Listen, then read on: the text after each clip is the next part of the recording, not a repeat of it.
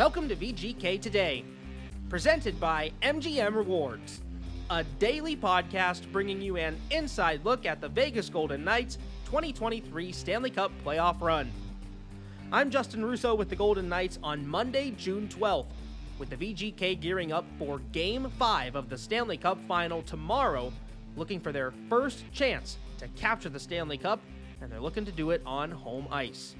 Now, as much as we've tried to give you some insight during this Stanley Cup run for the Golden Knights here on VGK Today, there's another crew that's been doing a wonderful job at taking you inside the playoffs altogether.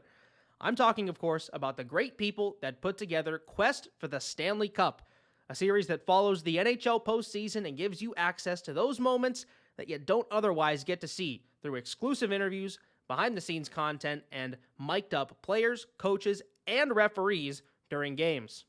They've done a great job so far this postseason, and of course, during the final, they've had a lot of great content with the VGK and the Florida Panthers as each tried to capture their first ever Stanley Cup. To get some insight on the show overall and how the current season is evolving, Ashali Vise sat down with the show's producer, Eric Paulen. All right, thanks, Justin. Well, one win away, that's all it's going to take for the Golden Knights to raise the Stanley Cup for the first time in franchise history. And what a journey it's been. And I'm here with Eric Paulen, who's had a front seat the whole way. He's a producer for Quest for the Cup. It gives you a really good behind-the-scenes look at everything Vegas Golden Knights throughout this playoff run. Eric, if you could first, just for anyone who hasn't seen Quest for the Cup for any reason, first of all, they aren't doing it right. But what's the goal of the show? Well, the goal is to take a look at the playoffs, the Quest for the Cup, through the eyes of the team, getting as close as we can, behind-the-scenes access, taking the players into their lives, what they do off the ice, taking a look at the games from a very different perspective. I think for these games, we have two players on the Stanley Cup games final. We have two players from each team on microphones. We have both coaches on microphones and two refs. So that's 8 people on microphones. And we just try to give you guys an inside look. We try to give the fans an inside look at what it's like to try and win the Stanley Cup. And we've been very lucky this time around. Our first feature was with Bruce Cassidy, and we have, been here. I think it's 7 weeks now tomorrow, and team has been incredible, and having a front seat look is exactly the way that I would describe it. And you get really good access. That's one thing, fans get good access, good idea of what happens through the team's digital channels, but nothing like what you guys are around for and some of those features that you guys do.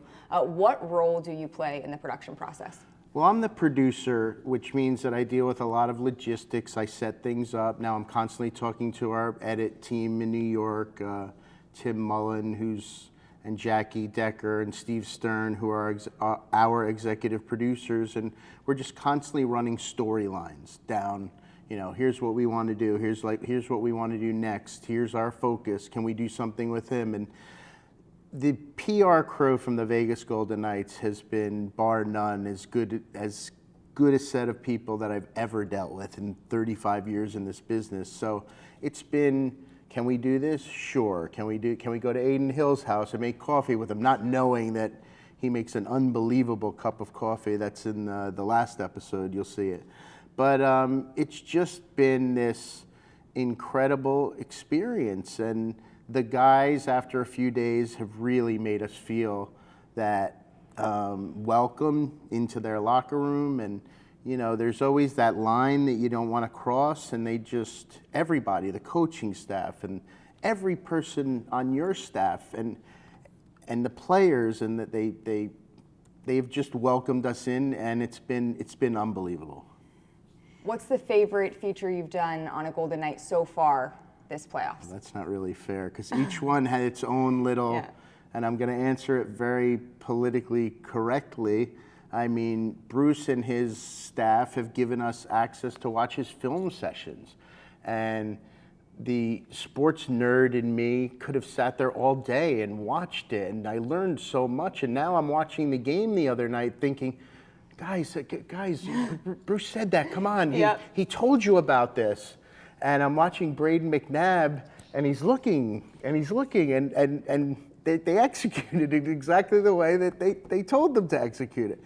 We went to Jack Eichel's house, and we walked the dog with him, and we saw the relationship with he and his girlfriend, and it was just, it's been, there's the other day we came here and we did something with Riley Smith and Jonathan Marchessault. We had about 30 minutes with them, and it's just been, I mean, like you said, to watch it so close, and our cameraman Steve LeMay capturing all these images, and the guys, he goes into the room like 5:30 every day on a game day, or not 5:30 in Vegas, but like 2 hours, 2.5 hours. They're doing their sticks, and they all want to ask him questions, and they all want to be a part of it. And then the audio is so important too, that Ben captures in the locker room. And as the guys have felt more comfortable, they've let us stay in a little longer and a little longer and a little longer. And you get these moments, you know, there's a when Jack got hurt in the previous games, there's a moment where, hey, Jack, are you okay? And the camera pans back to him, and he goes, yeah, I just got the wind knocked out of me. You don't capture these moments on the broadcasts, and the public doesn't get to see them. And thanks to the NHL and Steve Mayer and Russ Sabarini, Ryan Bader, Tim Kowalski, the guys there, John Delapina in PR, we get to capture these incredible moments that are so real and so raw, and then we just put them all together in this incredible show. You mentioned Bruce Cassidy being great off the top right from the beginning.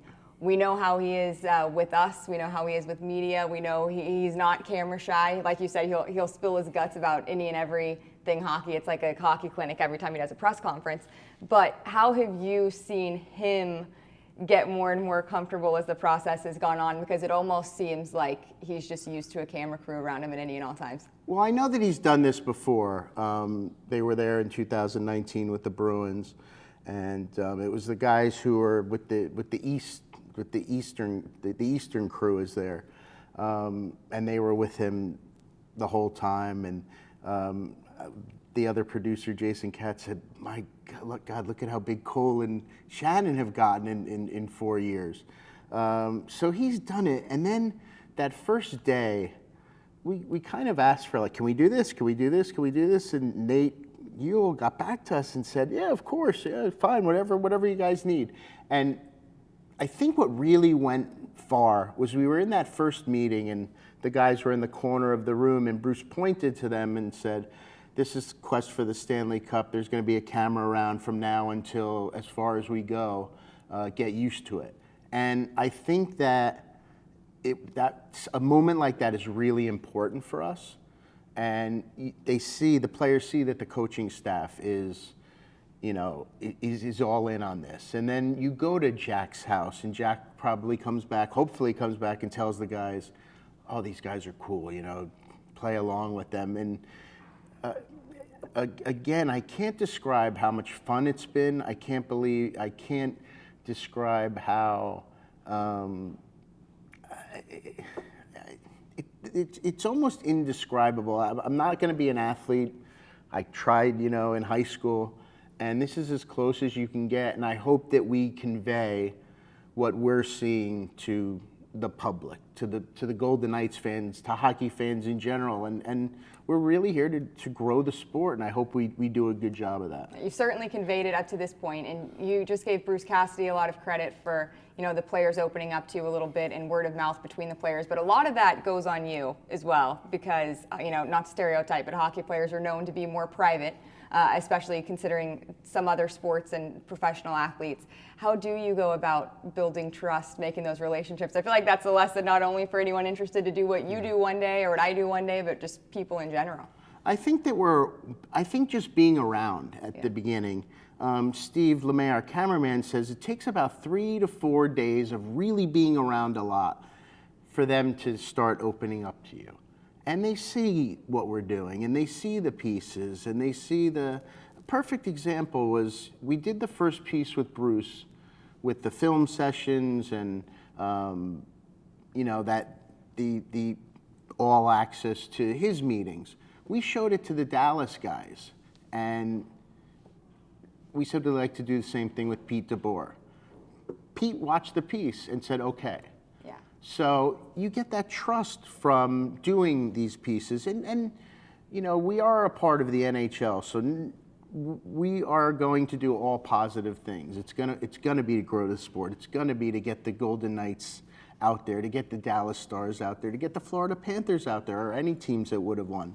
So once the guys start seeing the shows, and they're, I'm very biased, but they're excellent. They are, no question, no bias there. Thank you. And the guys see the shows, and then they start talking about it. And 10 years from now, 20 years from now, they're going to sit down with their kids, and they're going to go back, and they're going to watch these moments, and they're going to say, wow, look what I did, and look at how cool this was, and look at how much fun we were having. And that was the thing that I saw the other day right over here, was that they lost a really tough game 3. And Bruce, in a 3-minute meeting, turned their mood around. We're not going to do any X's and O's today. We're not going to look at any video. And then we got to just follow them around for a couple hours, and Marchie and Riley Smith are having a putting contest, and then they're playing soccer in there, and they're laughing, and they're wrestling around. And it was like, we buried game 3. Yeah, it was tough, but we're going to game 4. And the mindset changed immediately. And those are the moments that you really are inside the team. And those are really cool. You mentioned Jonathan Marchessault's name. He's a guy who is known to not be quiet. What's it been like being around him? What have you learned about him? He's really incredible. He's one of those guys that loves the camera, especially when there's a group around. When there's a group around, he is the guy who, I wouldn't say, because there's a lot of guys in that room who can grab that camera and take it, including Phil Kessel. But Jonathan, I would say, is a camera magnet. He's really a camera magnet. He's had an incredible playoff. There's always a smile on his face. He's always laughing. And that's the other thing with this team. When we just go in the locker room and we're just messing around, watching a guy get dressed, and there was one day they were talking, Phil and Jack were doing, Phil and Jack should have a reality show. But Phil and Jack were just being themselves. My stomach hurt for an hour after. I was laughing so hard. But yeah, Jonathan, I would say, is, as funny as he is and as incredible as he is, he's one of the leaders in that room. And it's very, very obvious. And there's an interesting array of leadership in that room too, with Mark Stone, who, for those of you old enough to remember, E.F. Hutton, when Mark Stone speaks, people listen. Yeah. He doesn't say much, but when he does, that room stops. And then you have Alex Pietrangelo, who was the captain of the St. Louis Blues when they won the Stanley Cup, and he commands so much respect. And I also love that every person in that room has a voice. Every player in that room is listened to. And we did a little piece last week on what Phil Kessel and Paul Cotter, who aren't playing, what they mean to the room. And to just get back what you asked, but yeah, Jonathan is the camera magnet in that room. That you go in there and it takes you all of 2 seconds to figure out that that's the guy. Yeah. How many seasons have you worked on this show in particular? I've done this the last 2 seasons. I spent a lot of time in Denver last year with Colorado, and that was a great experience as well, a very different experience, but wonderful nonetheless. We were still dealing with COVID. Guys didn't see me without a mask until the end of the run, literally. Yeah. I looked at Jared Bednar after they beat Edmonton. I was having dinner at the bar, and I said, "Do you know who I am without the mask on?" I've been following you for... Yeah, and he laughed. He said, "Of course I know who you are." So it was a very different experience. And even, you think back to it, it's a year ago, and we were still wearing our masks, right. and COVID was still prevalent. And I did this in 2000. I did the Winter Classic in 2016 and 17, so I know Alex from there. Okay. And so I spent 30 days with them. We flew on the plane with them. So that's a different experience. It's a different kind of experience because the access it's during the regular season. The access is excellent. So I know Alex from there. And in 2000, that playoff year in 2017, I was with Mark Stone's Ottawa team, which was made an incredible run in the playoffs. They lost in 7 games to Pittsburgh in double overtime. They had about 2.5 lines going. Everybody was hurt. And then in 2018, I did all the editing. We did 1-minute pieces. So I guess 4 or 5 years I've been involved, on and off. You mentioned Alex Petrangelo's name and that you followed him when he was with the St. Louis Blues during the Winter Classic. Steve, your videographer, also covered both him and Ivan Barbashev when they won the Cup with St. Louis back in 2019. Steve was with us. Steve was with us. That was the first time I ever worked with Steve in 2016. Wow. So okay. he was with Alex and I back then. Alex got the timeline confused because he said, we did this in 2019. I said, I wasn't there in 2019. He's like, yes, you were. You were there. But said, no, Steve was. Steve was there. And Steve was there in 16 and 17. Not to ask you to speak for him, but, he was around Alex Petrangelo at that point, Ivan Barbashev at that point, the biggest moments of their professional careers up to that point, most exciting moments outside of, their marriages to their wives and having children. What's it like for you guys? Like, how does it come full circle when you have a chance to be around those same guys again after, being part of those big moments with them? Well, it's nice because they remember you. I did the Phil Kessel piece when he broke his Ironman streak in San Jose, right? Yeah. In San Jose. And Alex got off the bus and we were filming him and he remembered, hey, how you doing? Like, those are the moments, like, that they remember you, they respect you. And those are the moments that really mean something. Mikko Rantanen, when I went out there for the playoffs, and I did the opening night banner for them, and like they hug you, and like you've spent 2 months with them, and we're there every day, whether we're talking to them, whether we're doing a piece with them, and they see us, and you do become part of the landscape, especially in a situation like this where the team has just given us access to as much as possible within reason. So, yeah, it's incredible to be, like you said, the front row observer to these incredible moments. I remember being on the ice last year with Colorado, and there were very few people in the locker room filming. I mean, it was the team, it was the staff. NHL Network had a camera that they were going in, and us. I mean, there's 40 people in that room, yeah. 50 people in that room, and we're one of them. I'll never forget that, ever. So you've done a lot of production work covering many different sports, many different events. Why do you love hockey? I liked hockey. I liked hockey before I started working on it, and then I fell in love with it. And now there is not a night that when the playoffs start, if I'm home or if I'm on the road, I will stay up and I will watch it. Doesn't matter what series it is, I am watching every single game until the end. If there are 4 games on, I'm watching as much of the games. And I live on the East Coast, so I'm not sleeping. Yeah. It's 1 o'clock in the morning sometimes these games end, and then you're wired. And you find in these teams guys that you like and guys that you respect and who respect you, and you naturally get invested in them. So early on, because Bruce was our first piece, I was like, okay, they're good, this team. They're good. And the first team that I pitched in my story ideas, and I did the West, and I had 16 to 24 basic story ideas. And the first one that I pitched was, this team, had an off year last year for the first time. Bruce Cassidy came in. Things changed. Why did they change? And they won they were the best team in the West. Yeah. You have Edmonton, who's got Connor, and they're the sexy quote unquote pick. But this is a working man's team with 4 lines who play 3 incredible defensive pairings of 2 guys each, 6 defensive players, and everyone contributes in that room. And that's the story that I wanted to convey. I didn't know it as well as I know it now. And man, has that played out. Yeah, it really has played out. I mean, they start the 4th line most of the time. Yeah. Last night was the first time I think in 9 games that they didn't start the 4th line. Yeah. I guess he wanted to change things up, but yeah, I mean that Keegan Colasar was mic'd last night, you know. He's on that fourth line, and when he is not playing, he is on that bench. And the first game we had him and Marchessault on the mics, and that was incredible. But Keegan is the best.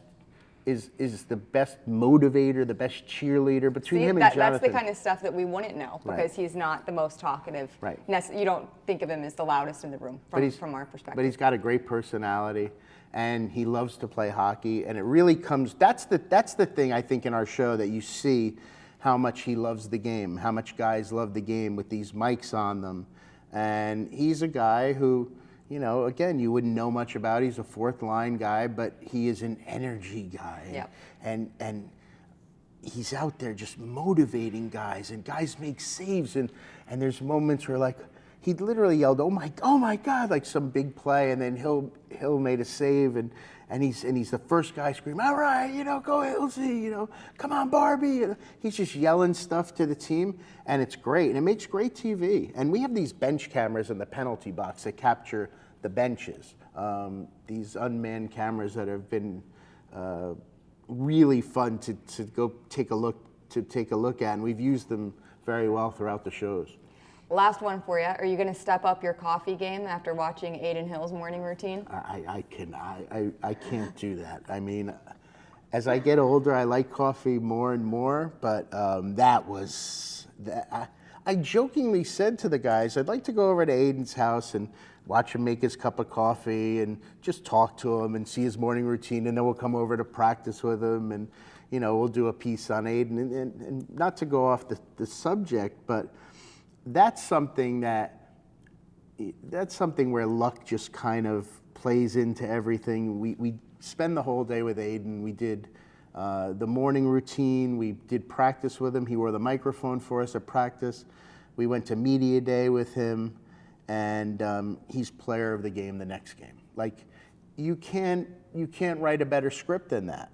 And that's just, you know, Aiden is a story. He came off the bench. He's, 10-4 now, 11-4? I don't know the number in the playoffs, but that's what happens in the playoffs. And when you really get to follow a story from beginning and then it plays out naturally, organically, that's pretty cool.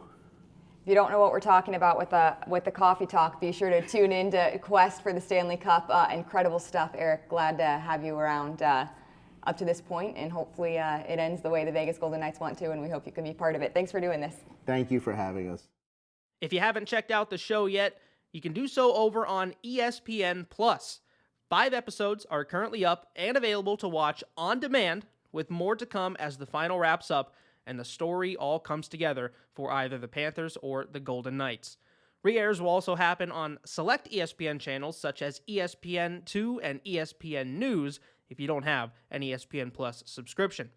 Feels a bit meta going even further behind the scenes on how Eric and the rest of the crew take us behind the scenes already with the teams, but fun to hear from Eric and some of the stories and experiences that he's had from his time on the show, and you can really tell the good relationships that he's built with a lot of the players across the league and how much those guys have embraced having that crew around to capture these special moments.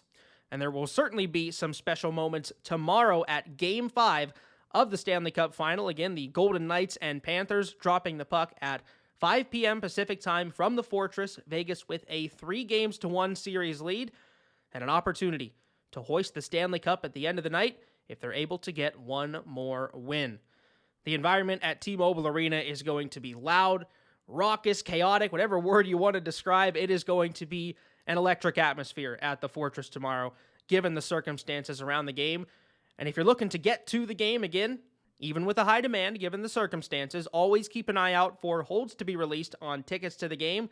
You never know what might pop up for you there as puck drop approaches. If you do plan on coming down to Game 5 tomorrow, well, be sure to wear your gold. Trying to make it a sea of gold at the Fortress tomorrow. Let the VGK make use of that home ice advantage so they have the best chance of grabbing a win and lifting the Stanley Cup on home ice. That'll do it for today's episode. As always, I'll remind you to subscribe wherever you get your podcasts so you don't miss a moment of the team's quest for the Stanley Cup right here on VGK Today. Tomorrow, we're back with a preview of Game 5 of the Stanley Cup Final between the Golden Knights and the Panthers, with the Stanley Cup in the building and waiting for the Golden Knights should they come out with a victory. Justin Russo signing off for episode 57 of VGK Today, presented by MGM Rewards.